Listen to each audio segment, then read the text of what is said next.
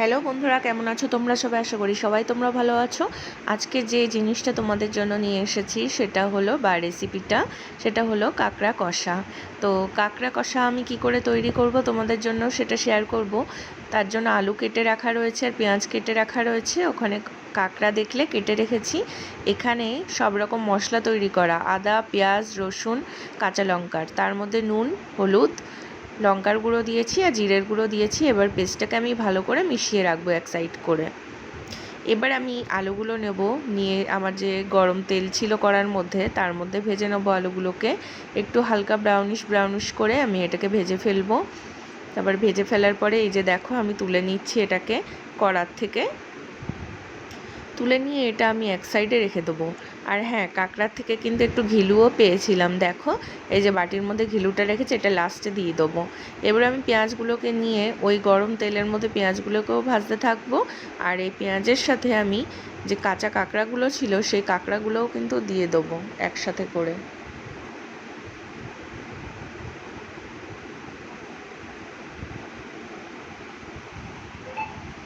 দেখো কাঁচা কাঁকড়াগুলোও আমি দিয়ে দিয়েছি ওর মধ্যে একসাথে করে। এবার আমি কাঁকড়ার সাথে একটুখানি হালকা নুন, একটু হালকা হলুদ দিয়ে পরিমাণ মতো ভেজে নিতে হবে এটাকে।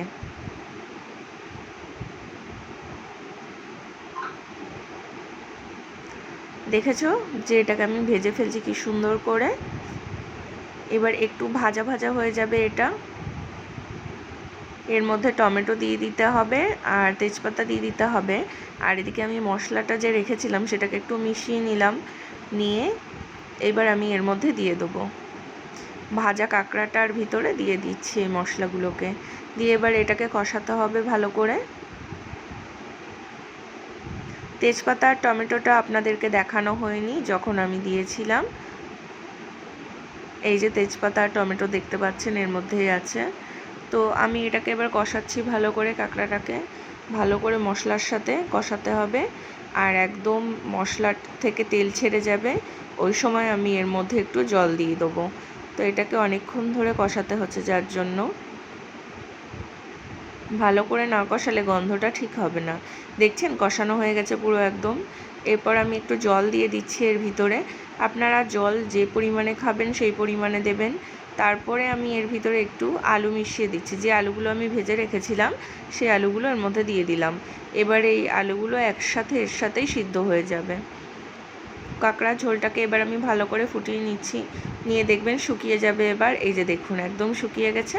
তো হালকা হালকা একটু রসা রসা রেখেছি আমি, আর যাতে খেতে সুন্দর লাগে তার জন্য একদম কষাইনি আমি, মোটামুটি কষিয়েছি। দেখুন এবার কেমন তৈরি হয়ে গেছে কাঁকড়ার তরকারিটা আলু দিয়ে। আমার তো খুব প্রিয় এইভাবে তরকারি রান্না করে। আপনাদের কার কার প্রিয় জানাবেন প্লিজ কমেন্টে। আর ভালো লাগলে আমার ভিডিওটা লাইক, কমেন্ট, শেয়ার আর সাবস্ক্রাইব করে আমার পাশে থাকবেন। এইভাবেই আমাকে সাপোর্ট করবেন। আরও নতুন নতুন ভিডিও আপনাদের সাথে নিয়ে আসবো। আজকে এখানেই টাটা।